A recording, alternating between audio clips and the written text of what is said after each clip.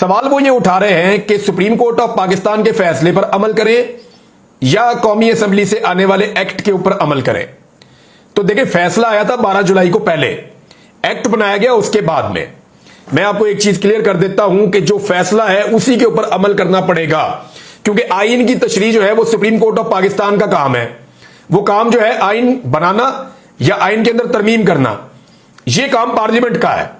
तो पार्लियामेंट से अगर कोई एक्ट बनता है तो वो सूरत कुछ और है, लेकिन अगर आइन में तरमीम होती है तो वो सूरत कुछ और है।